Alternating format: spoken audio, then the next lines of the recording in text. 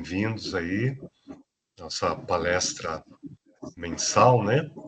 Toda última quarta-feira do mês, como o professor Carlos Henrique colocou, ótimas palestras aí. Hoje temos uma aqui com o professor Dalton.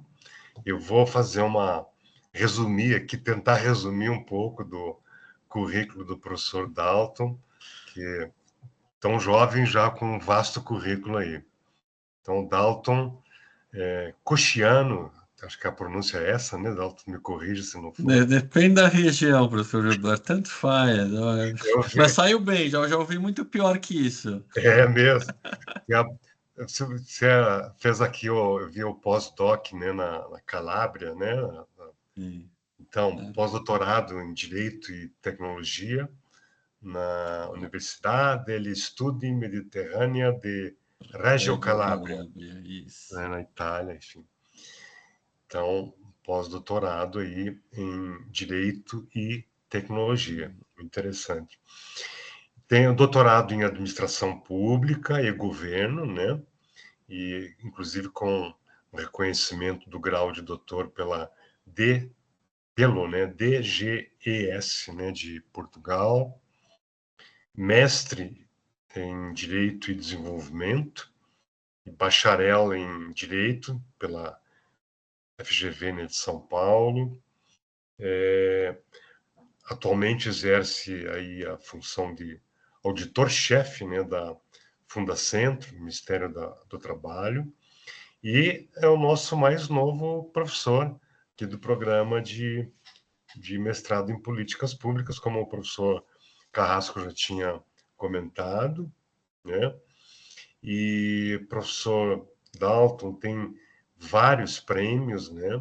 Ganhador de vários prêmios. Tenho aqui, eu destacar alguns aqui, o prêmio Roberto Bittar, Direito do Seguro e Resseguro, o Outstanding Reviewer, da Emerald Publishing, prêmio Belmiro Siqueira, né, do Conselho Federal da Administração, em 2022.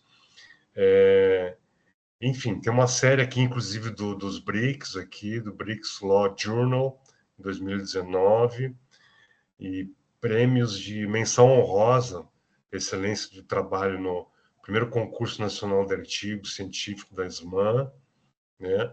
Terceiro colóquio ítalo-brasileiro em direito, prêmio também no quinto colóquio hispano-brasileiro em direito social, no segundo colóquio luso-brasileiro em direito social, em 2021, e um dos vencedores aí do prêmio BMF Bovespa, já em 2008, né? Isso faz tempo, faz muito tempo. Começou cedo essa carreira aí de prêmios, essa coleção de prêmios aí. Parabéns, professor. Então, o professor é convidado também da Tillman State University, né, editor convidado do Journal of Work Applied Management e avaliador, né, do INEP, COMPED, FAPESP, né, o Conselho Estadual de Educação de São Paulo. Então, vocês veem aí já um vasto currículo, né, e em ótimas instituições, inclusive, e temos a felicidade de contar com o professor Dalton no nosso programa aqui de mestrado. E o professor Dalton vai palestrar, né? A palestra de hoje é a importância do compliance e da governança, né, para políticas públicas, um tema que tem tudo a ver aí com o nosso programa. E, como mencionado pelo professor Carrasco, vai também comentar aí a respeito das suas linhas de pesquisa. Professor Dalton, por favor, atualize aí alguma coisa que eu não tenha mencionado aí que você gostaria de destacar do seu currículo, né? E seja bem-vindo, e a palavra é sua, né? Após essa informações a respeito de suas linhas de pesquisa, né? Já pode começar a palestra.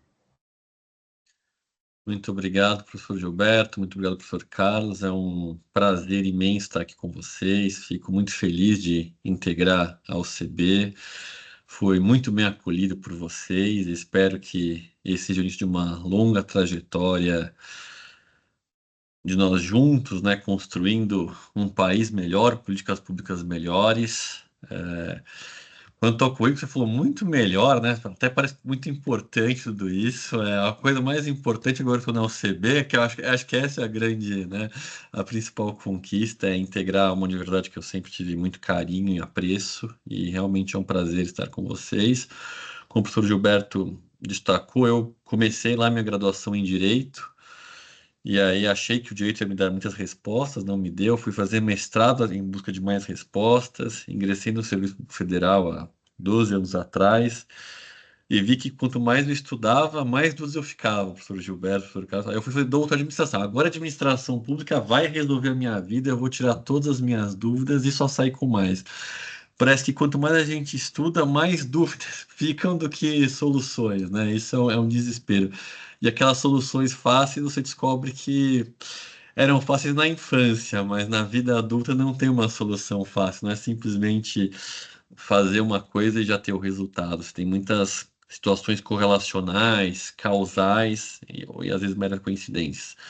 A ideia da nossa conversa hoje, pessoal, é para a gente se conhecer melhor, vocês não terem medo, né? As pessoas falam, nossa, então o novo professor, quem será que é ele e tal? A minha ideia é trazer um pouco mais de estudos qualitativos. Sei que o professor Carlos e o professor Gilberto são os reis do quant e tal, todo, né? Então a ideia aqui é trazer um pouco mais de análises qualitativas, mostrar para vocês alguns pontos de discussão interessantes, coisas que eu venho pesquisando e de como se relaciona com políticas públicas que são fundamentais para nós construirmos o Estado que nós queremos. Então, vou compartilhar minha tela, se permite. Até testei uma coisa nova, achei um aplicativo que faz slide de inteligência artificial, aí eu fui mudando lá, eu vou ficar testando uns aplicativos, às vezes dá certo, às vezes dá errado. Vou descobrir se deu certo ou errado agora. Deixa eu só achar aqui meu componente de conteúdo. Está, conteúdo. Tá, tá. Pronto. Se tudo deu certo, vocês estão vendo minha tela agora, que aqui simplesmente eu tinha uma mera, né, descrição aqui, sou auditor, o professor Gilberto falou, fui corregedor antes disso, editor administrativo e financeiro. Nesses 12 anos de governo federal, tive alguma experiência aí na linha de frente do setor público. Isso me permitiu muita coisa, né? Me permitiu conhecer um pouco melhor os meios de administração e os desesperos da administração também. Aí, contando um pouco sobre mim, aproveitando a excelente explicação que o professor Gilberto forneceu, quando eu ingressei no governo federal, há 12 anos atrás, eu, professor Gilberto, estava muito feliz. Eu trabalhava aqui no Tribunal de Justiça de São Paulo, servidor estadual, e eu falei, nossa, eu virei servidor da União, né? Coisa bonita, governo federal, né? O brasão da República. Eu falei, sou uma pessoa agora, né? Agora eu vou descobrir, né? O que é você trabalhar em nível federal, é outra estrutura. Eu lembro que meu primeiro dia de trabalho, eu cheguei, né, e já fui contemplado, olha só, com uma sala. Eu cheguei, ganhei uma salinha pequena, ganhei uma, eu falei, nossa, uma sala para mim. Não, vai ter chegou o computador, tal. A cadeira já tinha alguns problemas, mas eu falei, não, a cadeira se resolve, tal, não tinha questão de cadeira. E aí eu perguntei, não, eu perguntei, o que que eu faço? Não, fica tranquilo, vai se ambientando, tal, vai tentando ligar o computador, etc. Depois a gente vai saber o que você vai fazer. Tá bom. E aí, esse foi meu primeiro dia de trabalho no governo federal, né? Assim, então, a atualização do computador, tava achando uma cadeira que não afundava, era aquelas cadeiras, né, de mola, aí você começava a falar, eu ia abaixando assim conforme o dia, a cadeira tinha um problema, tinha uma cadeira fixa, mas isso não era um problema. Aí no dia seguinte, no meu segundo dia de trabalho no governo federal, chega uma pessoa, né, e eu, ansioso, o que que eu vou fazer, né? O que será que era o meu trabalho? E aí fala, né, a pessoa chega e fala, vem comigo. Aí eu fui, lá naquela salinha que eu tinha recebido, tinha uma outra porta, que eu não tinha reparado, estava trancada. A pessoa abriu, e aí eu vi processos do chão ao teto, processos físicos, na sala abarrotados. E eu recebi, então, esses processos são seus agora. Resolve aí. E aí ele se resolve. Aí foi a minha. Eu, né, falei, tá. Eu perguntei, quem cuidava disso antes de mim? Depois eu falou, a pessoa que cuidava de você saiu faz 2 meses. Não faz parte mais da repartição, da instituição. E eu já, desesperançoso, falei, e a pessoa antes dela? Também não tem. E aí foi, mas você vai conseguir resolver, afinal você é formado em direito, né? Tenho certeza que você conseguirá resolver. E a partir daquele momento, sem nenhum treinamento específico, sem nada, fui responsável por resolver uma série de processos administrativos, né? Tomando uma série de decisões, das quais tenho certeza que muitas incorretas, né? Ainda bem que esse processo faz muito tempo, mas foi um aprendizado muito importante. Por quê? Porque o meu primeiro treinamento, para eu entender, foi feito daí a um ano presencial, quando eu já tinha feito muita besteira. E depois de um ano eu descobri, naquele primeiro treinamento que eu tive, olha, realmente eu deveria ter feito aquilo. E eu buscava em livros, direito administrativo, manuais, os mais diversos, e nenhum deles me respondia. E aí eu fui vendo, nessa parte mais de gestão pública, de governança, como é difícil você fazer governança na prática. Os manuais são muito bonitos, né? Os livros, eles trazem conceitos muito importantes. Mas quando você ingressa no mundo real da administração pública, com todas as suas oscilações e rotações, por assim dizer, você está num outro cenário, né? Eu estou no Poder Executivo Federal, né? E eu falo que eu já tive mais ministros e presidentes de instituições do que anos de governo, né? Eu já tive mais chefes do que eu posso contar em anos. Por quê? Porque é muita transição. Nós sempre estamos em transições de políticas públicas, sempre em transições de governo, porque há uma confusão. Nós achamos que fazemos políticas públicas, e muitos de nós fazem nas instituições, mas muitas são, na verdade, políticas de governo. E aí é uma diferença importante entre o que é uma política de governo e uma política de fato de Estado. E transformar uma política de governo em política de Estado é muito difícil. Você convencer as pessoas que aquela política deve permanecer pelas suas próprias qualidades, independentemente de quem é o pai ou a mãe daquela política. Então, o desafio que eu acho que nós temos, né, já aproveitando a minha fala, barra essa conversa que nós vamos ter hoje, é justamente essa conversa de, olha, nós estamos num cenário em que governança e compliance são mandatórias. Sei lá, o decreto 9.203 de 2017, se é o melhor juízo, que fala, olha, governança, você precisa ter ali uma série de coisas, precisa ter indicadores objetivos, no mínimo, precisa ter, né, a accountability, precisa ter transparência. Dentro de um sistema de compliance, em que você tem que ter corregedorias obrigatórias, auditorias funcionais e relações laborais respeitosas e perenes. Será que nós temos isso? Essa é uma pergunta que, em âmbito federal, eu sempre me faço. E a resposta, já adianto, não precisa de tanta pesquisa assim, é não. Nós, por exemplo, muitas instituições criaram suas corregedorias nos últimos 4, 5 anos, apesar do decreto que exigia a criação ter 20. Né? A própria instituição onde hoje eu sou auditor criou a corregedoria em 2019, com 15 anos de atraso. Outras instituições famosas criaram corregedoria há 4 anos, 5 anos atrás. A corregedoria ela é muito importante para o compliance, mas não é só ela. Quando você começa a falar de comitê de gerenciamento de risco e compliance, muitas instituições estão criando elas ainda. Também mandatório ter. E estão criando, mas com reuniões anuais, reuniões bianuais. Será que de fato uma reunião anual eu consigo discutir governança? E governança com base em quais indicadores? Quais indicadores são importantes? Isso num contexto em que eu anuncio que equipes trabalharão. E aí você fala, olha, equipes, né? O professor Gilberto fala. Aí eu vou fazer, eu sou auditor-chefe, Gilberto. O que eu não conto, mas vou contar para vocês, é que eu sou auditor-chefe, chefe de mim mesmo. Porque a minha equipe se resume a mim. Então, e essa é uma realidade em diversas auditorias do país. Você tem auditores chefes. Chefe de quem? Dele mesmo. Tem o cara que é o titular da unidade, mas não tem ninguém abaixo. Não tenho nem um estagiário para me chamar de meu, professor Joana, assim, nada. Sou eu comigo mesmo.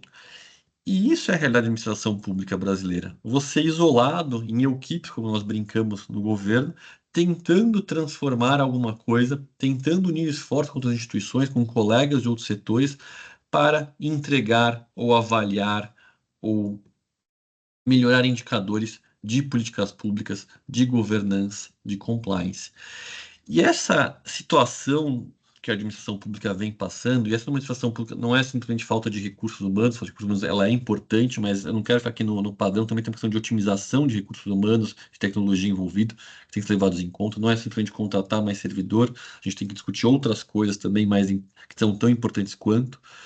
Isso foi me levando para um caminho de tentar entender quem estava à volta e como essas engrenagens funcionavam, como que a engrenagem de governança funcionava com compliance e com relações laborais. E aí, dentro dos meus temas de pesquisa, né, eu comecei a tentar conceituar algumas coisas que eu achei importante, né? Então, aqui tem alguns conceitos básicos que vocês sabem de cor e salteado sobre o que é discriminação, que é qualquer tratamento injusto ou desfavorável com base em critérios pessoais, como raça, etnia, cor, genialidade, deficiência, religião, orientação sexual. Esse é só um dos conceitos possíveis de discriminação, que é existente, também é importante falar que existe, inclusive na administração pública, de forma até corriqueira. A governança, com esses processos supostamente estruturados, né, que direcionam o controle da organização, garantindo transparência e alinhamento, e o compliance, que é justamente o cumprimento de leis, regulamentos e padrões éticos. Se vocês fizerem um teste e procurarem instituições públicas federais, eu sempre estou falando do governo federal, porque em tese são onde tem mais recursos públicos disponíveis, mais servidores, né? Se vocês forem procurar os relatórios de gestão, por exemplo, os indicadores de resultados, muitos de vocês encontrarão respostas decepcionantes. Seja porque o relatório de gestão não está publicado de 2023, seja porque os indicadores não estão atualizados, seja porque as informações que estão lá não dizem muito a respeito. Existem de fato algumas instituições muito importantes que divulgam corretamente, que fazem isso, mas muitas informações acabam não chegando à sociedade. E essa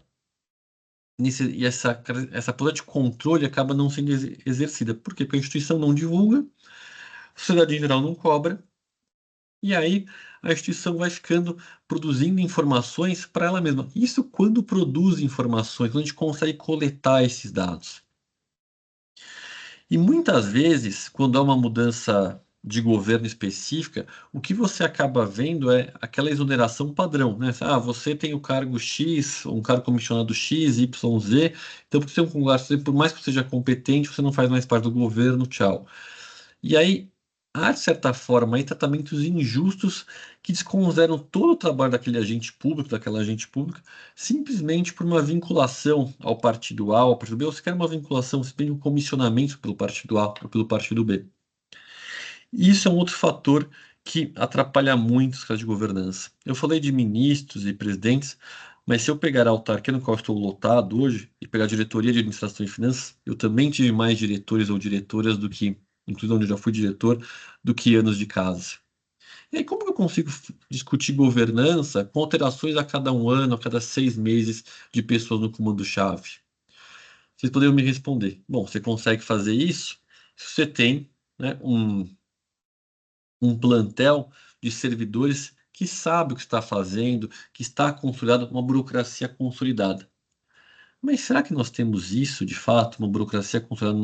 Quando a gente olha o governo como um todo, uma burocracia consolidada, que consegue manter o padrão de qualidade independentemente da gestão que assume? Algumas instituições, como digo, sim, mas a grande parte não. Esses próprios servidores vão se modificando, vão buscando outros órgãos, vão buscando outros setores, para tentar fugir um pouco dessa questão de sempre ter que inventar a roda. Ah, mudou a gestão, a curva de aprendizagem da nova gestão geralmente é o tempo suficiente que ela tem para sair. Então você tem lá uma gestão que dura 6, 7 meses, quando aquele grupo de gestores comissionados ou mesmo de servidores aprendeu aquela função, conseguiram entender, há uma exoneração em massa, há uma troca, e aí vem novos servidores, novos agentes públicos para gerenciar aquilo e recomeçar essa curva de aprendizagem. Isso sempre coloca a gente no nosso relatório dizendo, estamos implementando o processo de governança. É o gerúndio, implementando, realizando, executando, mas não entregando, né? Porque nós estamos tendo um desenvolvimento e sempre retomando o desenvolvimento na linha inicial com as trocas de gestão. E aí discutir compliance nesse critério é muito difícil. Você vai falar, tá, nós vamos cumprir as metas. E aí a resposta que você ouve, tá, mas como que eu vou cumprir a meta se eu não sei sequer qual que é a meta?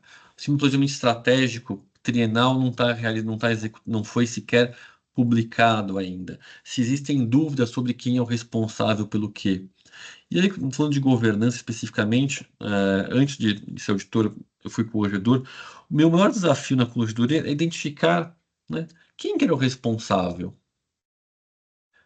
E você muitas vezes tem a lacuna. Ah, eu acho que é fulana, eu acho que é Beltrano. E você vai ver nos organogramas e não está claro. Ou às vezes está claro, mas não é aquele setor que realiza. E vou dar um exemplo concreto disso, sem obviamente mencionar nomes.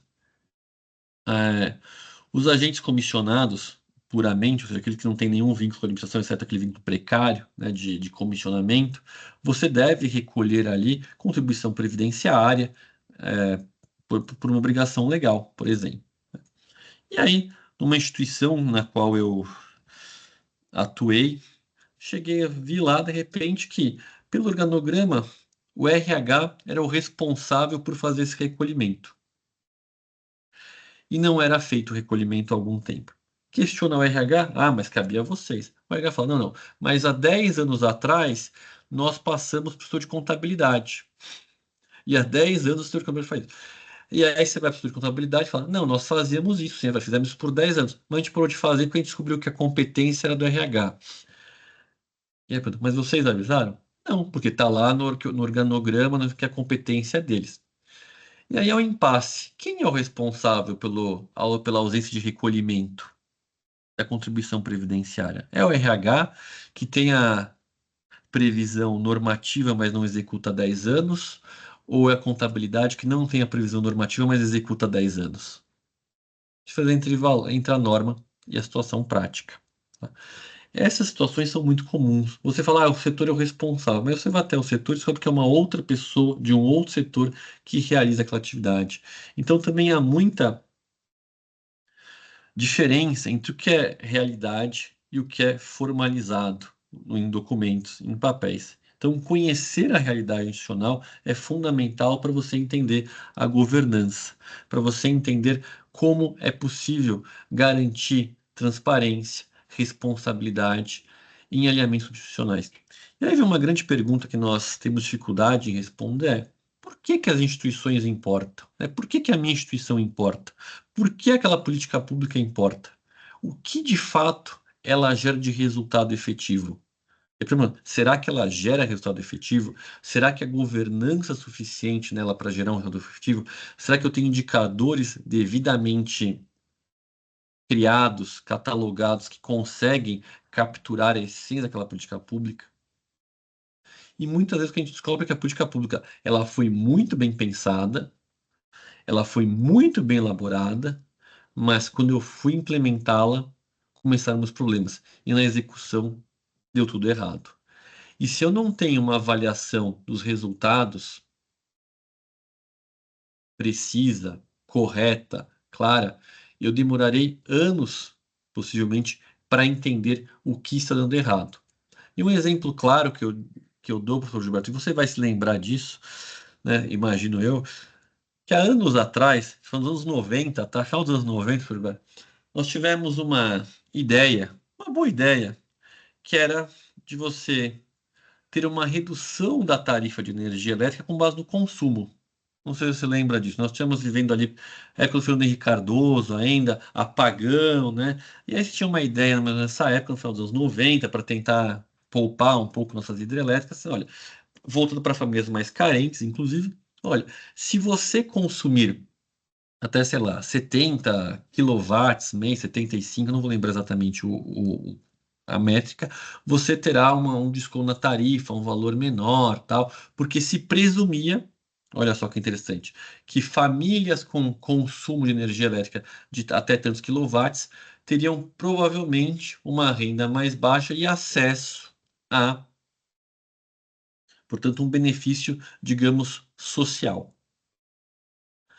Parece interessante você colocar isso. Então, né? Se ali é uma família, né, que mora numa casa, nos anos 90, pessoal, tá? Ele ia ter uma televisão, né, uma geladeira, produto simples, sem muito coisa, ia ter um consumo baixo em geral, e aí teria acesso ao benefício. Essa política, a priori, faz sentido, né? Em tese faria sentido. Para mim, na primeira leitura, eu falei, tá, realmente faz sentido. Qual foi o grande problema desta política? O que eles não contaram? E que eles demoraram algum tempo para perceber?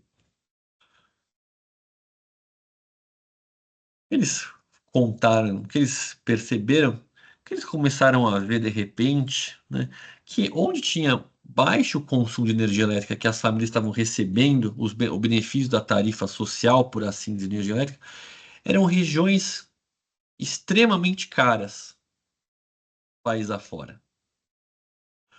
Como assim, extremamente caras? Regiões que haviam imóveis muito caros, que não fazia sentido. E aí eles foram ver o que estava acontecendo. E quando eles foram perceber, eles perceberam que essas regiões eram regiões ou de campo ou de praia.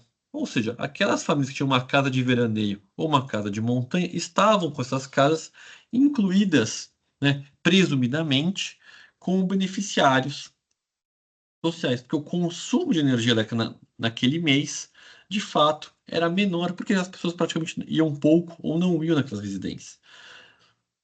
Então, quando você pressupõe na década de 90 uma política pública de benefício social via redução de tarifa elétrica para pessoas com baixo consumo, ela a priori pode fazer sentido.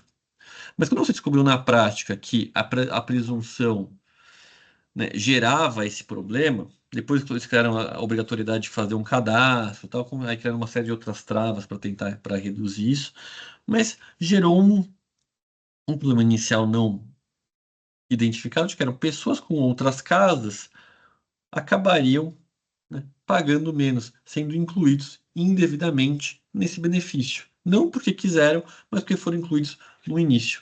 Então, esse é um exemplo concreto de uma iniciativa boa, bem pensada, mas quando você foi implementar e executar, deram problemas. Mas se não tivesse governança desse processo, com com padrões claros de resultados esperados, a gente demoraria muito tempo para descobrir o que teria dado errado.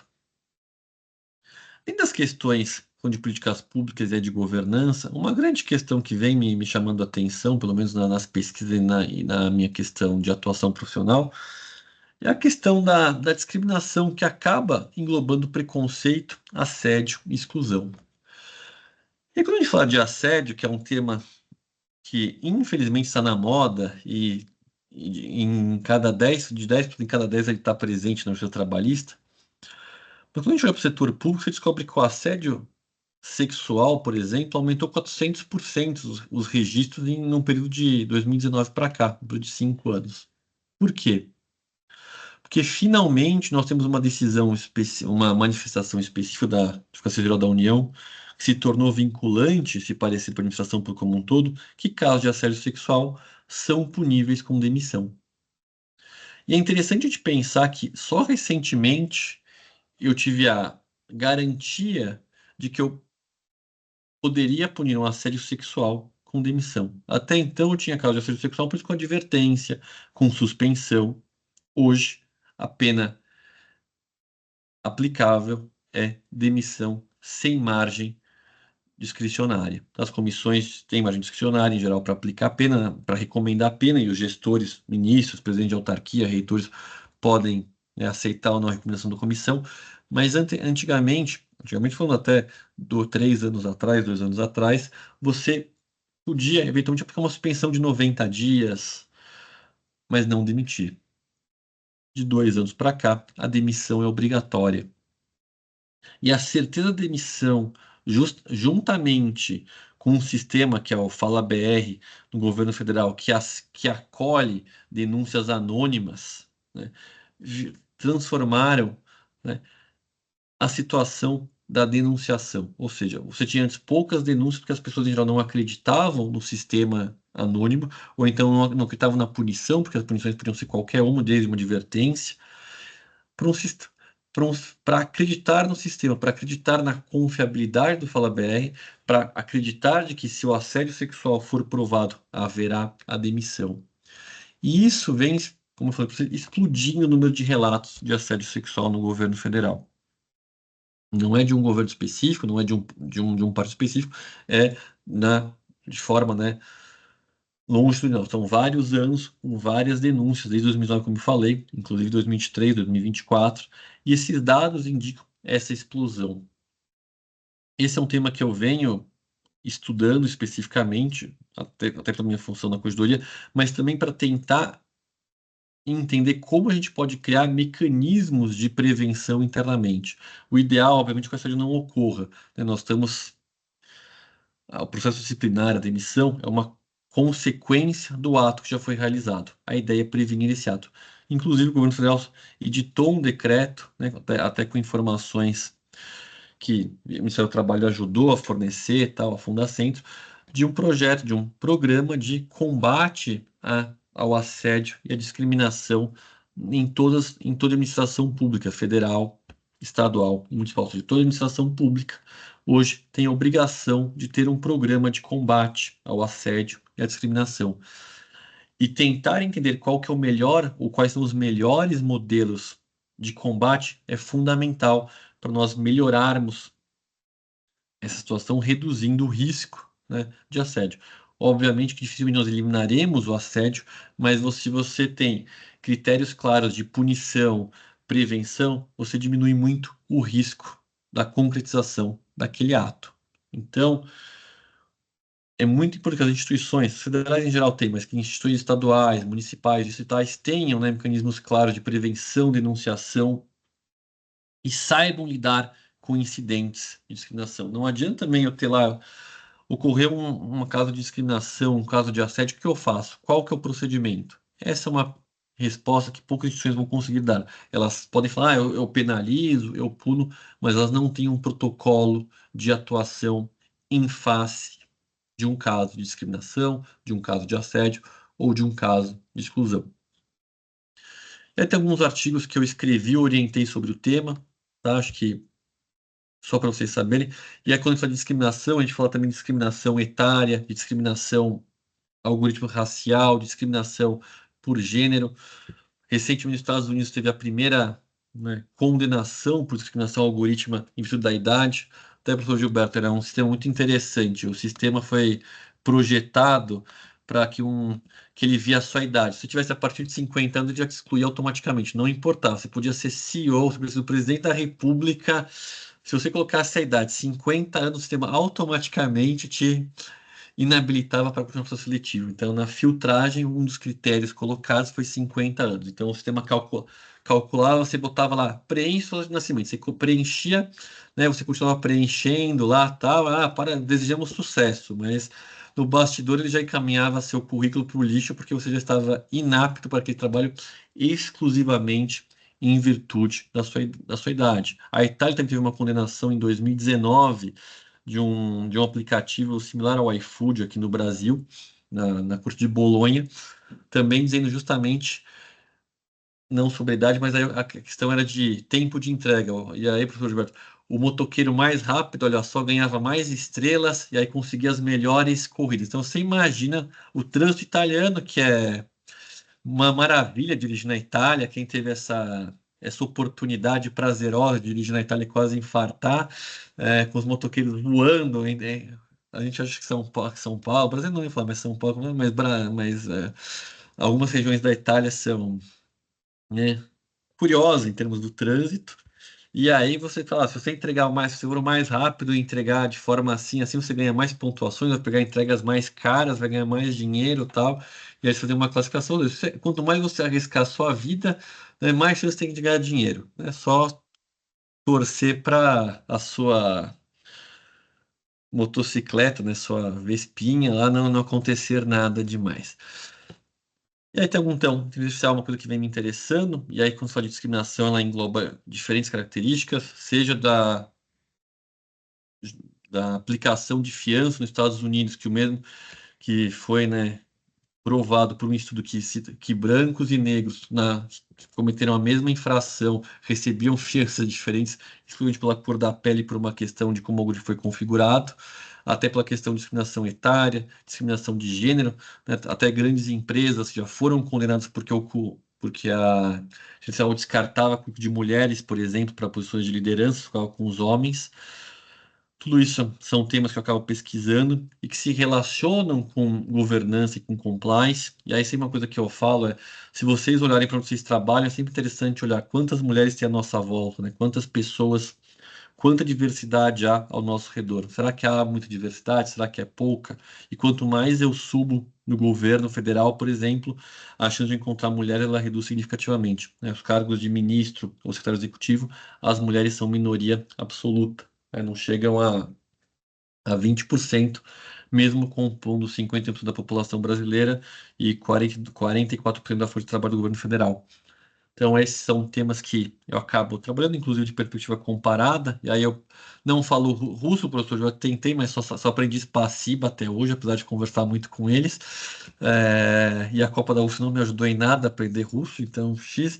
Mas trabalho muito com o pessoal da Rússia, da África do Sul, em perspectiva comparada em relações laborais. É muito interessante ver como esses países são muito mais próximos de nós. Eu tenho que falar que a Rússia me surpreendeu como a legislação dela é em muita coisa similar à nossa. A gente fala, nossa, a Rússia é um país tão distante do nosso, com outra fonte, né, com outras fontes, mas algumas questões nós de fato padecemos das mesmas vantagens e desvantagens. Também uma coisa que eu venho tentando estudar, ou estudando de certa forma, é a estruturação corporativa da governança e práticas de compliance, né, de como realizar, de como conseguir fazer accountability, de como eu garanto transparência e de como eu faço de fato monitoramento. É impossível, pessoal, a gente coletar dados de tudo, mas eu tenho que saber o que perguntar, para quem perguntar e como perguntar. E além disso, eu tenho que saber o que pesquisar, como pesquisar e como filtrar. Essas informações são fundamentais para eu conseguir fazer uma auditoria ou coletar informações que me baseiem suficientemente para indicar mudanças de rumo. Nós temos uma dificuldade no governo federal, tá, na minha visão, que a gente vai discutir daqui a pouquinho, que é fazer comparativo. A gente nunca gosta de olhar, a gente não olha para a grama do vizinho para não encontrar nada, mas a gente precisa olhar para a grama do vizinho e falar, tá, o que está dando certo lá? Por que está dando certo? Será que eu consigo copiar para minha instituição? Será que funciona? Será que não funciona? O que fazer? Tá? Eu acho que a gente não precisa inventar a roda. A roda já foi inventada, já foi aprimorada. A gente tem que olhar para quem está aprimorando a roda e trazer para nós. Eu acredito muito nisso, em, né, trocar boas ideias e aplicá-las dentro da medida do possível. Também a ideia não é pegar o modelo americano, importar ipsis literis para o Brasil e aplicar e falar que não vai funcionar. A gente tem que pegar as boas ideias, né, abrasileirar se forem internacionais, ou então, se forem institucionais, né, dar uma mexida para se adequar à sua instituição. Sobre tema, né, temas que eu gostei de pesquisar, que eu gosto de pesquisar e que eu venho orientando alunos de outra instituição, o que eu orientei alunos de outra instituição e alunos, engloba, como eu falei, diversidade, né, de verdade é uma coisa que me interessa tanto no governo federal quanto nas empresas de capital aberto. A Bovespa, né, a B3 no caso, ela até criou agora um índice de diversidade, muito interessante, criou em agosto de 2023, salvo o melhor juízo, um índice de diversidade, justamente para empresas que apostam nisso. E aí, quando vocês vão olhar, a gente geralmente olha, será que as mulheres, né, estão na chefia dessas empresas? A resposta em geral é não, né? Muitos sequer ocupam conselhos de fiscais, conselho de administração. Se você for procurar, então, negros, indígenas, a resposta é menor ainda. Então, há muito que se caminhar na diversidade, inclusive a B3 exigiu que até 2026 se criasse, se colocasse pelo menos um percentual de 30%, ao melhor juízo, de diversidade nos conselhos de administração, porque existem alguns estudos que indicam, melhor, que inferem de que diversidade gera um melhor desempenho econômico social para as empresas. Essa é uma discussão econômica gigantesca, não vou me atrever a entrar na discussão econômica, mas o que eu consigo falar é que a diversidade ela é muito importante socialmente, ela é necessária e, pelo menos em termos de ideia, de cultura, ela enriquece. E eu acredito sim que há um impacto econômico específico que gera maior valor agregado nessas instituições. Então, diversidade de empresas foi um tema que foi estudado. Mulheres no compliance, uma orientanda minha estudou, ela pegou os cargos de liderança de compliance nas empresas, ela quis saber quem era responsável pelo compliance. E aí, curiosamente, tem muita mulher no compliance. Foi um achado da pesquisa dela muito interessante, se entendendo que a mulher, né, teria um olhar mais detalhista, teria ali um cuidado com as informações. Então, elas, para nossa surpresa, elas eram os principais nomes no compliance.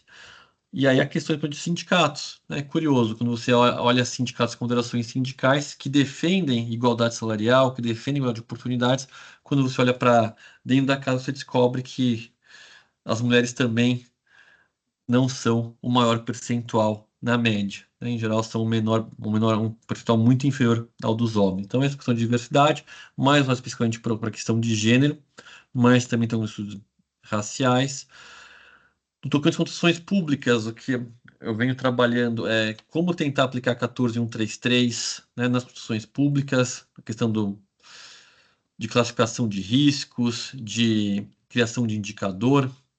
Você tem decretos que dividem, né, ou melhor, que recomendam ali a segregação de funções. A 14133 traz a segregação de funções, tem decretos que estabelecem a segregação de funções, mas também estabelecem a necessidade de divisão por complexidade. E discutir complexidade de contratos no governo federal é muito desafiador. Então, assim, como que eu consigo entender se um contrato é complexo ou não? O que seria esse complexo? Então, como fazer a discussão de riscos? Ela é interessante. Esse primeiro trabalho do complexo baseado nos riscos das atividades de planejamento foi um trabalho feito por um orientando meu, que é do Corpo de Bombeiros da Distrito Federal, e ele tentou aí fazer um manual para o Corpo de Bombeiros executar e melhorar suas contratações, para um resultado empírico para auxiliar o Corpo de Bombeiros. Também temos tentativa de estruturação de programas de compliance em agremiações partidárias, isso é uma coisa muito curiosa. Apenas um partido tem compliance, a gente fala muito de compliance, a gente fala de fundo eleitoral, e aí você vai falar, tá, e o partido, ele tem compliance? Só um tem compliance na sua estrutura, devidamente criado, está em atuação não é uma outra questão, mas de criação efetiva de existência, tem um só criado. Temos também a questão da lei de corrupção e sua aplicação nas empresas de grande porte em João Pessoa, assim por diante. E de governança, alguns trabalhos falam sobre a gestão sustentável na governança, os sistemas ISO, a governança corporativa como prevenção à fraude em seguros e como que eu tento trazer governança para reduzir a dissolução. E aí, para vocês saberem, o professor Gilberto já deu uma adiantada, mas eu tenho uma visão muito voltada à prática, tá, pessoal? Acho que eu gosto que meus orientandos e orientandas escrevam, publiquem, concorram. Meus orientandos ganharam esses prêmios aí no concurso de artigos científicos, a desembargadora, o prêmio desembargador Neide Vasconcelos.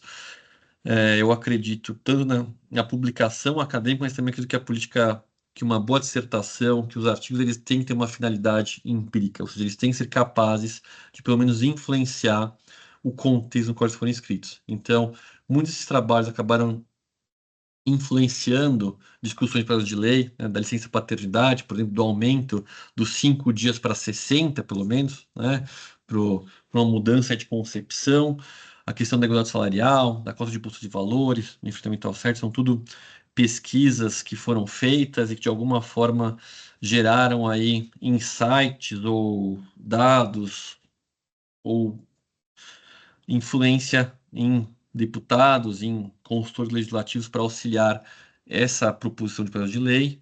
Também vários orientandos e eu mesmo ajudei com trabalhos a estruturação de alguns municípios pequenos no tocante de governança ou de outras instituições públicas, tentando aí criar indicadores fáceis de serem alimentados, de serem coletados, mas que davam algum indicativo. Para essas instituições saírem da administração base zero, a gente tem que pensar que muitas instituições e muitos municípios brasileiros, né, não têm recursos e trabalham com administração base zero, ou seja, não tem qualquer critério de planejamento, de governança e fazem as coisas com, eu acho que vai ser assim, eu acho que vai ser assado, e aí você vai se perdendo no meio do caminho.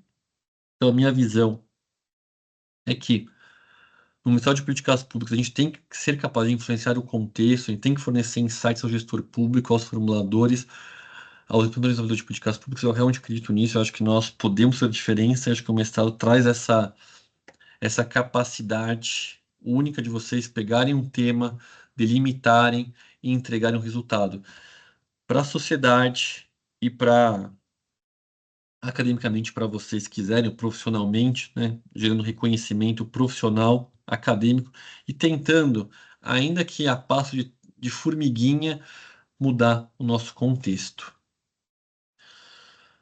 E aí perguntas, né, que eu acho importantes, que ficam sempre na minha mente, né? Quais são os tipos de discriminação, né? Como que eu consigo enfrentá-los? Como que eu consigo combater o assédio sexual e o assédio moral? Como que eu consigo acompanhar essas instituições das políticas públicas? Como que eu consigo melhorar o desempenho das organizações? Será que de fato eu faço um processo decisório fundamentado em evidências? Esses três itens da governança, eu puxei da legislação do Decreto 9.203 de 2017. Lá fala exatamente isso. Mas será que eu tenho isso? Será que as minhas decisões são fundamentadas em evidências? Será que eu tenho uma solução para desempenho melhor da organização? Será que eu de fato consigo acompanhar os resultados? Se eu for para minha instituição hoje, para minha organização, que foi perguntar qual que é o meu indicador-chave, eu tenho essa resposta? Será que as linhas de defesa funcionam? Linhas de defesa, a 14133 das estações, ela traz, né? Primeira linha, segunda linha, terceira linha, o Tribunal de Contas também faz, com base na prevenção à fraude e corrupção. Será que as linhas de defesa existem, funcionam? Será que eu segrego funções? Meu canal de denúncia, ele funciona? E aí sempre é importante testar canal de denúncia. Será que a tecnologia pode auxiliar o compliance e a gestão pública? A gente fala de tecnologia, eu sempre lembro que a gente tem que muitas vezes pensar dentro e fora da caixa.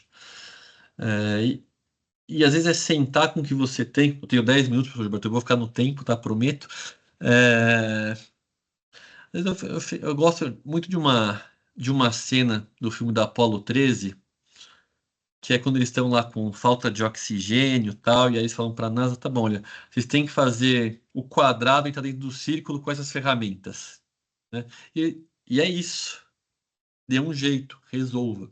A gente consegue resolver, a gente consegue pensar e criar, e eles conseguem e tal, e dá certo. Essa para mim é uma cena muito impactante desse filme, para quem gosta de cinema, porque ela nos faz lembrar da nossa capacidade de juntos realizarmos grandes feitos, né? Seja de enviar o homem à lua, né? A mulher, futuramente a mulher, seja de arranjar soluções para a administração pública. E aí eu lembro que há anos atrás, olha só, professor Gilberto, é, quando eu tinha uma posição de liderança numa instituição, antes dessa tecnologia toda, né, eu falei, a gente gastava muito em diária e passagem, eu falei, não, vamos contratar, né, um sisteminha de videoconferência. E foi uma guerra, porque as pessoas não queriam, ninguém queria. Porque eu tinha que comprar TV, microfone, o sistema, eu lembro que a gente gastava muito dinheiro em diárias e passagens. E implementamos, mas nós implementamos uma briga, porque as pessoas falavam, nada vai substituir o contato no olho no olho, você está lá com a pessoa. Eu falava, mas o que a gente vai gastar com esse sistema é 1/5 do que a gente gasta em diária e passagem. Você não vai ter que sair da sua casa para viajar, para pegar um avião, né?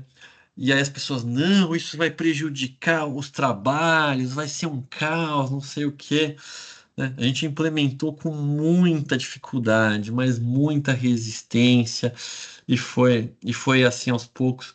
Hoje, se eu falar de viajar, não, vamos fazer reunião virtual, né? É muito curioso como as coisas podem mudar em alguns anos. Então, essa tecnologia de tentar trazer videoconferência, né? Isso faz muitos anos, né? De trazer uma videoconferência com microfone, que inicialmente recebeu uma baita rejeição, mas depois foi aceito. Ou para eu ir mais a fundo ainda, professor Gilberto, eu lembro quando o SIM se tornou obrigatório, né? O pessoal se recusava, e a gente brinca que o Vasco nunca vendeu tanta camisa como naquela época, né? O Vasco da Gama vendia camiseta como nunca, porque tinha aquele traço já, o Guara não conseguia identificar, então todo mundo usava a camisa do Vasco para fingir que estava de cinto de segurança. Hoje, para mim, é algo automático botar o cinto, para uma parte de vocês também deve ser, mas, né? sofreu uma resistência absurda. Mesmo fumar em locais fechados, como falando, não, vai proibir fumar em avião. Eu lembro que teve discussão, não, vai proibir de fumar em avião, né? Eu lembro de voar de avião com aquela fumaça que você podia escolher entre setor fumante e não fumante, né? Não é que mudasse qualquer coisa. Às vezes a tecnologia, mudanças, elas encontram muita resistência, mas elas são fundamentais. Tudo isso, pessoal, para mostrar isso aqui para vocês. Muita gente acredita que nós estamos nesse cenário número um aqui. Esse cenário número um aqui é um filme chamado Em Nome da Rosa, filme muito bom, baseado num clássico do Umberto Eco. Recomendo o filme. Eu recomendo mais o livro, mas o filme também é muito bom. É, E basicamente, né, nós estamos nesse filme passa na Idade Média e o Sean Connery é um investigador, por assim dizer, de assassinatos que acontecem ali no monastério e se culpa, em tese, a forças místicas, né? E quantas administração pública não decide com base em forças místicas, né? Eu trago essa reflexão porque o decreto de governança ele exige a tomada de decisões baseada em dados. Nós temos o dever de criar indicadores, mas mesmo assim, em muitas repartições, o que você escuta é o sempre foi assim. Por que você faz isso? Porque sempre foi assim, né? Então, é aquela crença no numa figura mística que vai resolver todas as coisas da administração, sem entender que nós somos a administração, nós somos a sociedade, todos nós somos força que compõe este Estado brasileiro. Então, o meu grande desafio, né, na administração pública, e quero convencê-los a isso, é nós juntos lutarmos contra a ausência de ciência na administração. Né? É trabalhar com dados, é acreditar que a ciência de fato pode transformar o Estado brasileiro em algo melhor, que as políticas públicas podem ser mais eficientes. Ainda mais num contexto, e aproveitando o Prêmio Nobel de Economia, professor Gilberto, né, que diz que as instituições importam, né, que elas são fundamentais para o resultado econômico e social de um país. Então, as políticas públicas dependem de agentes públicos, da sociedade, de instituições e de governo. A gente consegue trabalhar em alguns desses elementos para melhorar. E o segundo ponto de reflexão, né, o homem vitruviano de Leonardo da Vinci, né, que seria o homem das dimensões perfeitas, eu o trouxe porque é inacreditável como você consegue pegar duas instituições com número de servidores similar, com o mesmo orçamento, submetidas ao mesmo regime jurídico, e elas conseguem ter resultados completamente diferentes. Essa é a grande pergunta, uma das vezes da administração pública. Como que é possível duas instituições públicas com orçamento praticamente idêntico, com número de servidores praticamente idêntico, submetidas à mesma legislação, conseguirem ter resultados completamente diferentes? É o que eu venho chamando de, não só eu, muita gente falando das instituições simétricas com resultados assimétricos. Esse é o grande dilema que nós temos. Tentar entender o que é causa e efeito, o que é uma mera coincidência, o que são apenas correlações. Tá? Política pública, governança, compliance, exige e é fundamental para que a gente consiga entender quais são os bons exemplos, entender por que esses exemplos funcionaram e replicá-los. Não porque eu acho que deu certo, mas sim porque eu entendi o porquê deu certo, eu consegui comprovar que deu certo, entendi os elementos que estavam presentes e eu consiga razoavelmente replicá-los em um contexto empírico, um contexto fático. Com isso eu consigo ter instituições simétricas com resultados simétricos otimizados.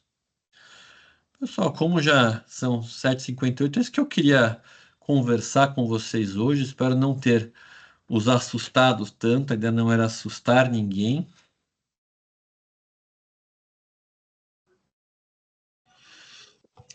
Dalton, Diga, professor Gilberto. obrigado então pelas palavras aí, né? Será que, na verdade, você não assustou, você deve ter instigado aí a reflexões e eu tenho certeza que muitos aqui estão pensando aí a respeito de várias questões que você trouxe aqui, né? Eu fui anotando aqui algumas questões e depois até a gente pode conversar um pouco, mas eu já gostaria, então, primeiro te agradecer, claro, né? E ótimas palavras, eu gostei muito dessa visão, né? Traz um olhar acadêmico, né? E aliado a uma visão prática, né? Uma vivência, uma experiência, né? Isso me faz pensar aquela questão, né? Teoria, prática ou prática, teoria, né? As duas coisas, elas se alimentam, né? Na verdade, uma boa prática, ela pode fluir, né? Informada por boas teorias, e uma boa teoria vem de boas práticas, né? Enfim, aí eu acho que você tem esse esse posicionamento, né, tanto teórico como prático aí, isso deve ter contribuído muito aí, sem dúvida. Mas, pessoal, fiquem à vontade aí, tiver alguma questão, algum comentário, né, alguma pergunta, pode levantar a mão aí, podem abrir o microfone, fiquem à vontade aí. E podem discordar também, né, professor? Podem discordar à vontade, filho. Podem criticar. A ideia da academia é justamente essa, um espaço amplo, aberto para discussões. Sem dúvida, né? Esse é um dos papéis aí, né, preponderantes da academia. Esse embate de ideias, né? Enfim. Eu fiquei curioso enquanto o pessoal se anima aí, Dalton. Eu é uma questão assim mais talvez para fazer um esquenta aqui, né? Você colocou lá mais para o final, num dos últimos slides, a questão do compliance e inovação, né? Então, eu trabalho com inovação e aí numa leitura rápida e talvez um tanto quanto desatenta, parece um paradoxo, né? O compliance e a inovação. De um lado, eu tenho ali eh, errar, ousar, fazer diferente, né? E o compliance tem que buscar cumprir, né? Seguir normas, enfim. Como é que você vê essa questão aí do compliance e da inovação? Acho que a primeira crítica que eu poderia fazer para mim, mas a administração pública você não pode inovar, né? É proibido inovar na administração pública. A gente está vinculado ao que a gente chama de legalidade estrita, né? Seria, acho que a primeira grande discussão que a gente poderia ter seria essa: falar, olha, mas como é que eu vou inovar se é proibido a administração pública inovar? Quando eu falei de compliance e inovação, professor Gilberto, o que vem me chamando muita atenção, e aí os órgãos de controle, CGU, TCU, vem falando, é criar, por exemplo, né, inteligência artificial para identificar fraudes em contratos. Né? Assim, o que sai, então, é uma aplicação específica. Eu consigo ali padronizar, alimentar esse sistema com base em todas as fraudes que já foram comprovadas, punidas, tal. E aí a inteligência artificial vai sendo alimentada e ela já consegue identificar, por exemplo, características muito específicas. E aí eu vou te dar um exemplo super concreto do que foi pego pela inteligência artificial num caso de direcionamento licitatório. Direcionamento é quando você, né, faz uma licitação, mas quer que fulaninho ganhe, né? Aí você bota lá uns requisitos tal para uma empresa ganhar. E aí, curiosamente, né, e aí uma compra de coisa boba, sabe, ambulância, né? Tinha lá um município que queria comprar ambulâncias. Esse é um caso real, então eu só vou tirar algumas informações que não importam, né? E aí, assim, fizeram um lindo termo de referência para comprar, tal. Qual que era o problema? Você não via ali indicação de nada. A leitura de uma pessoa, ainda que entendesse da área, tal, daria ok naquele edital com toda certeza. Mas tinha um pequeno ponto naquele edital que a robozinha pegou. Qual que era? Eles colocaram o número de cavalos mínimos necessários que aquela ambulância deveria ter. E quando eles colocaram o número de cavalos mínimos necessários, adivinha só uma empresa que fabricava só um tipo de carro conseguia atender aquele objetivo, nenhuma outra. E aí, né, numa pequena ali, no fundo, ele falou: opa, peraí, esse é um indicador, porque não era uma coisa, olha só, não era uma coisa incomum, era uma coisa que já tinha ocorrido várias vezes e que ele já foi alimentado e na hora ele pegou, já falou: olha, aqui está errado, você não pode colocar essa alimentação. E o argumento de que, porque o terreno era íngreme demais, só de cavalo, olha, não vão ser 5, 6 cavalos que farão a diferença significativa entre sucessão ou não. E aí Então, quando eu falo de inovação, o que eu vejo, né, também para ser mais objetivo, é assim: você consegue alimentar uma série de sistemas de controle para verificar qualquer coisa que saia ali do esperado, do padrão. Mas também é importante discutir inovação até para entender, por exemplo, como que a gente vai gerenciar patentes, né? Por exemplo, hoje nós estamos fazendo muita parceria público-privada. De quem que vai ser aquele produto gerado? Se eu não tenho um normativo atrás bem organizado, eu posso simplesmente, enquanto governo, financiar toda uma pesquisa e aí no final, opa, esqueci de dizer que aquilo ali, que aquele resultado final seria o meu. Então a gente também se relaciona no próprio controle das ferramentas de inovação, mas também como pode se utilizar da inovação para otimizar os recursos. E aí, só para finalizar, o próprio Tribunal de Contas da União ele tem alguns acordos que indicam isso. Olha, otimizem a mão de obra e utilizem tecnologia para ter melhores resultados. O TCU está falando isso para a gente. Façam isso. Como a gente vai fazer? Aí a gente vai ter que conversar muito sobre como a gente vai fazer isso. Ok, legal. Deixa eu aproveitar aqui, tem um comentário da Eusilene, aqui no chat, fala do desafio, né, que é transformar boas políticas em políticas de Estado, né, políticas de governança, né, ela especifica. Você tinha colocado logo no início, né, de políticas de governo e políticas de Estado, que é um desafio, né? E ela coloca essa questão aí. Como é que você vê isso, Dalton? Bom, Eugênio, o que eu sempre falo é como que eu converto uma política de governo em política de Estado. Eu preciso demonstrar que ela funciona, de que ela faz um bem-estar, que ela de alguma forma impacta a região, o setor que ela está inserida, que ela traz algum resultado. E eu tenho que começar a demonstrar isso enquanto estou executando. Uma coisa que eu acho que a gente peca, tá? E eu falo o Estado, é que a gente tem muita ideia boa, mas a gente não alardeia, né? A gente fica lá, eu vou guardar para mim porque alguém pode pegar. A gente guarda ali na minha instituição, toca na política pública. Então a gente tem que alardear muito mais do que a gente faz hoje em dia. Falar, olha, tem isso aqui acontecendo, essa é uma política. E de repente você vê aquela política que era eventualmente pública mais municipal, estadual, sendo, né, adotada por outros municípios, por outros estados. A gente tem que discutir muito mais isso. Por que não organizar, concentrar forças, organizar forças entre secretaria, entre municípios, entre estados, entre instituições do governo federal para gerar? Eu acho que diferenciar a política governamental da política pública ela é fundamental, porque se eu carimbar com política governamental, a chance dela acabar quando o governo se findar é gigantesca. E aí você vai ter a pior sensação que eu já tive, né? E não quero que vocês tenham, que é assim, de você trabalhar muito por algo e aí acaba o governo. Olha, isso foi muito importante, mas era do governo anterior. Agora mudou, vai, muda a camisa e começa a falar, mas peraí, eu dediquei 4 anos da minha vida, né, nisso tal, e foi bom quando tchau, não vai ter continuidade. Então, assim, tentar fazer essa mudança, mostrar para gestores, sair literalmente falando, olha, eu tenho essa política, ela faz isso, começar a mostrar resultados. Quando você chega com resultados, fala, isso acontece, acontece, e começa e muda um pouco o discurso. Olha, essa é uma política da minha instituição, desse setor, não é tentar desvincular um pouco do governo para não ter um pai, uma mãe específica, eu ia falar de um político específico apadrinhado que pode gerar eventualmente, né, discussões muito acaloradas, você fala, não, essa é a política desta instituição, deste setor, os servidores vinculam, você consegue.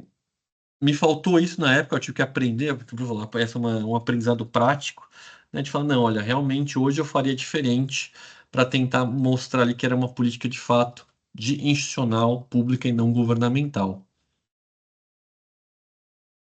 E com certeza a gente perde muito, né, por descontinuidades, muitas vezes bons projetos, né?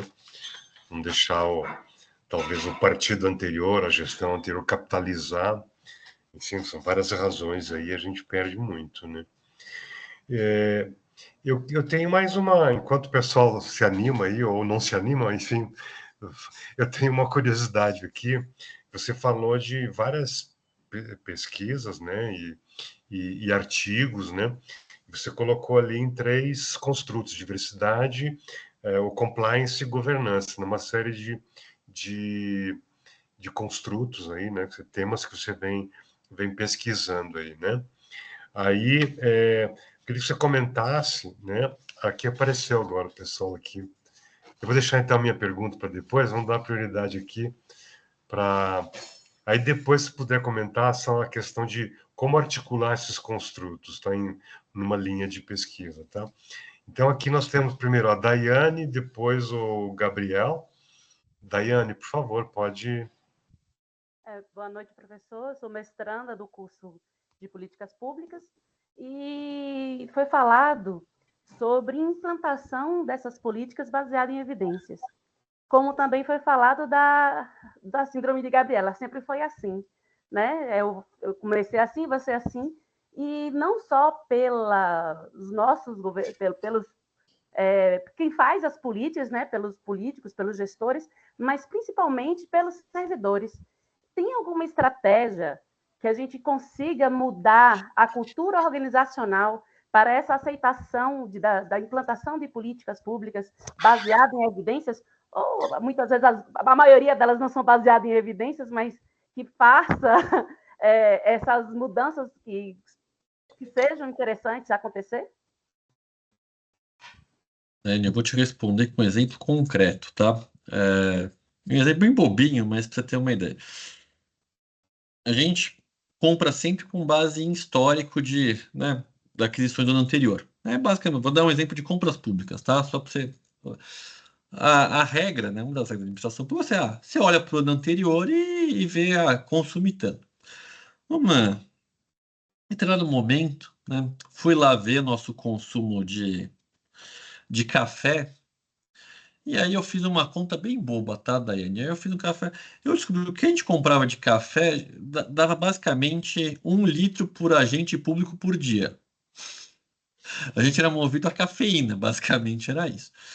E aquele dado me assustou muito, que eu fiz umas contas, obviamente que você fala, mas como é que você calculou? Eu fiz uma cálculo médio de quanto ia de pó, de água, quanto ia gerar, bababá, fiz ali um cálculo, mas deu muita coisa, assim, era um consumo absurdo. Eu falei, eu pensei no Guinness na hora, eu falei, a gente vai pro Guinness, né? Eu vou chamar o Guinness, que isso aqui é uma coisa de outro mundo. Obviamente é um. E aí a resposta, não, a gente compra assim, porque sempre foi assim, não sei o quê. E aí eu fui, o sempre foi assim, né? E aí eu sempre foi assim, eu descobri que a gente comprava aquela quantidade fazia 15 anos. Só que 15 anos atrás eu tinha o dobro de pessoas trabalhando no prédio. Então o número foi caindo e ninguém foi atualizando, né? Esse foi o primeiro ponto. O segundo ponto foi que eu fui xeretar o almoxarifado. Eu descobri que o almoxarifado faz da seguinte maneira: olha, eu preciso de 5 litros de café. Toma, Dani, 5 litros de café. Eu notava quem pegou, só notava a data: 5 quilos, dia 30 de outubro. Ou seja, tinha controle? Sim, né? O cidadão anotava quanto saiu e a data, mas não anotava quem. E aí eu comecei a perceber que tinha retirada de café de 10, 15, e não era um café bom, tá? Era um café de uma construtora menor preço, tá? Que quem trabalha na administração pública já tomou e sabe que é imbebível, basicamente. Acho que a Dani já sabe que café que eu tô falando. É um café ruim pra caramba, não tô dizendo que era um café, não, era ruim, mas ruim mesmo. Inclusive foi proibida a comercialização alguns anos atrás. Mas então a gente tinha um problema de controle e um problema de dados baseado num histórico que não era mais resistente. O que eu fiz? Eu peguei literalmente essas informações, e aí quando eu fui mostrando, as pessoas falaram: Nossa, eu não tinha pensado que eu tinha que atualizar essa informação. Nossa, realmente não parei para pensar que talvez botar o nome de quem pegou fosse importante. Então, às vezes eu falo, dizer o óbvio é importante, né? Às vezes mas a gente tem que falar o óbvio. E às vezes pensar que o controle, como eu falo, administração zero é isso, pessoal. Ah, tem controle? Tem uma pessoa no almoxarifado. Hoje, a gente fala de almoxarifado virtual, hoje até mudou. Mas quando a gente fala de políticas públicas, tá, existe uma política pública, mas vai perguntar, quem que toca? Quem que é o responsável? E aí que você vê, né, tentando ser mais objetivo também, que muitas vezes quem está lá na ponta aplicando não está conversando com quem implementou, quem elaborou.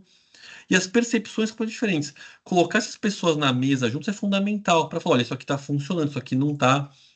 E aí a gente consegue alinhando. Mas fazer esse choque de realidade, e eu sempre falo, pessoal, eu sei que todos nós temos N pessoas, eu sempre peço numa reunião, eu falo, olha, deem oportunidade de ouvir o próximo. Muita gente não dá a oportunidade de ouvir. Então, eu sempre, toda reunião que eu falo, olha, deem a oportunidade de você ouvir, né? Primeiro, celular deixa na...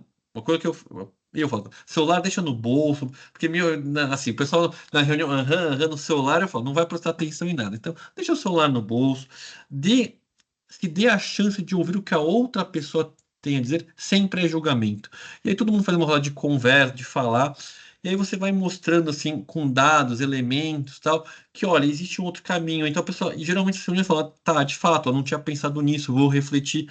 Isso vai aumentando e vai abrindo portas. O que eu entendo o Gabriela, porque a pessoa tem muito medo de fazer. Por quê? Inovar, mudar dá trabalho e gera receio de punição. Falar, eu vou tomar uma multa educativa, eu vou responder a um PAD, eu vou não sei o quê. Então as pessoas têm muito medo de mudar. Quando você começa a mostrar que a instituição está apoiando aquela mudança, de que alguém vai ser responsável, geralmente sou eu que falo, a responsabilidade é minha, né? Aí a pessoa vai se sentindo mais confortável de topar, ouvir e participar. Mas o que eu sempre falo é, traga algum de coisa simples, de como às vezes a gente está fazendo uma coisa que sempre foi feita e mostrar, olha, a gente fez isso, mas não precisava ser assim, tem uma tecnologia ou tem uma mudança. Acho que esse é o caminho, Daiane. Tudo bem? Imagina. Obrigada. Daiane, você quer complementar? Vi que levantou a mão de novo. Não, não, foi sem querer. Tá Só bom. agradeço a explicação, mas é justamente as dificuldades que a gente tem no serviço público, né? Às vezes tem boas ideias partindo de servidores que estão na ponta, mas que não são ouvidos, e às vezes boas ideias dos próprios gestores, mas que têm dificuldade de implantar justamente por causa da cultura organizacional, né? De que não sempre foi assim e que se mudar vai trazer problemas, que é uma forma de controle ou que quer desfavorecer alguém por conta de políticas. É complicado, mas a gente vai tentando, né? Ok, obrigado, Daiane. Obrigado, Dalton. Gabriel, por favor. Boa noite, professor Dalton. Boa noite, professor Gilberto. Boa noite a todos e presentes, os nossos demais colegas. Professor Dalton, a minha pergunta era exatamente acerca do que a Daiane acabou de perguntar, né, sobre evidências, né, políticas públicas baseadas em evidências. Recentemente eu tive uma palestra com a Natália Koga, servidora lá do IPEA, e ela falou justamente sobre essa importância, né, o quanto que o governo está trabalhando para poder alinhar, né, sendo norteado pelas políticas públicas em evidência na implementação dessas políticas. Eu até abaixei a mão aqui, mas eu falei, não, eu vou fazer outra pergunta. Nesse ensejo, eu faço outra pergunta aqui. Professor, qual que são as maiores dificuldades que são encontradas hoje no serviço público entre você implementar políticas públicas e ter, ao mesmo tempo, essa observância, né, do compliance, esse cumprimento das normas, dos regulamentos, das políticas e diretrizes, né? Porque ao mesmo tempo que você tem que implementar políticas públicas que sejam eficientes, eficazes e que dê resultados, né, a efetividade, você também precisa ter essa observância das leis, né, o princípio constitucional da legalidade. Quais são os maiores desafios que são encontrados? Olha, Gabriel, sua resposta tem várias frentes. Eu vou tentar resumir algumas. Eu acho que, primeiro, a política pública precisa ter indicadores confiáveis e de fácil coleta, né? Acho que é o primeiro ponto. O segundo ponto, a gente tem que ter uma auditoria, e aí falo, né, como auditor, tá, neste momento. Não dá para ter uma auditoria repressiva 5 anos depois. Não dá.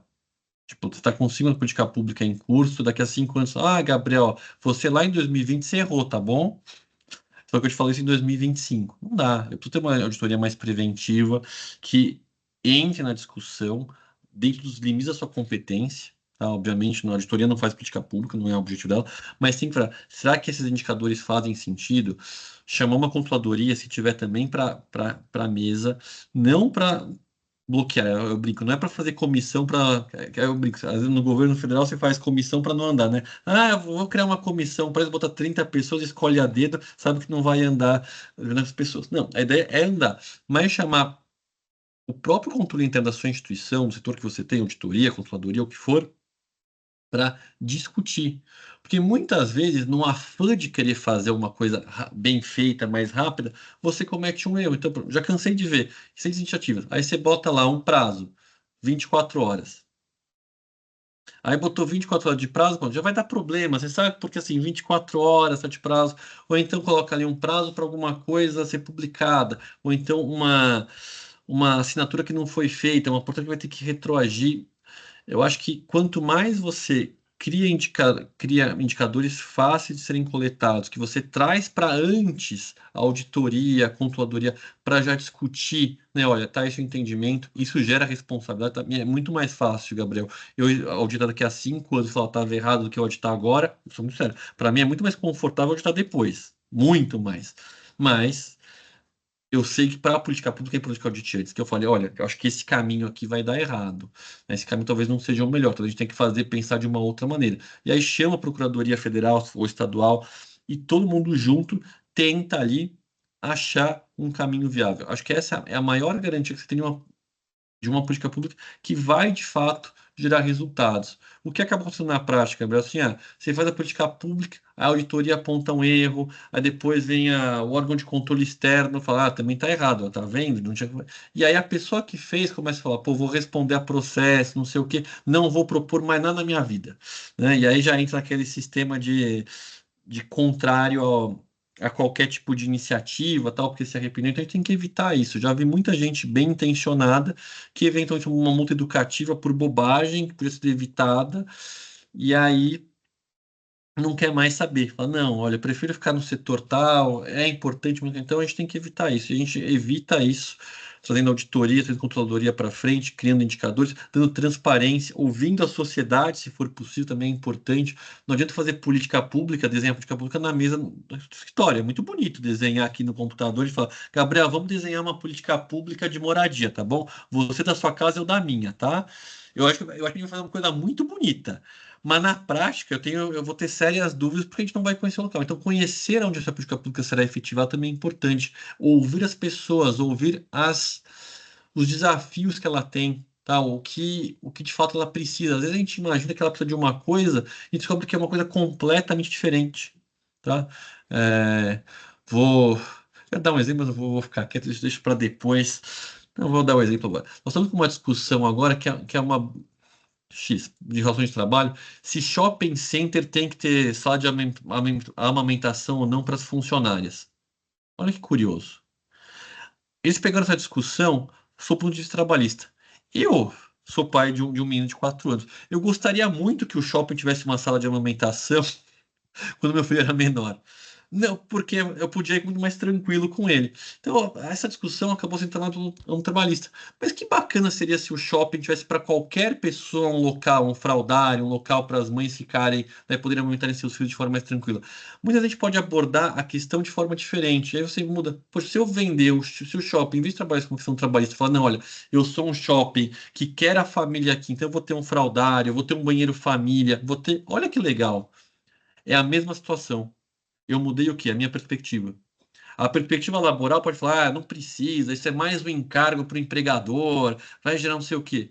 Agora, se eu vendo a mesma ideia, olha, do shopping família, aberto para todos, eu estou dando a mesma situação. O que soa melhor, Gabriel? O que você vai comprar?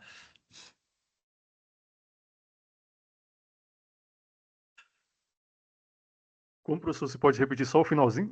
Não, minha pergunta é qual que você compra? Você prefere que eu venda para você o shopping que acolhe a família, que vai ter o fraldário para todo mundo, a sala de amamentação, ou você quer que eu obrigue o shopping a ter por uma legislação trabalhista o fraldário? O que vende melhor?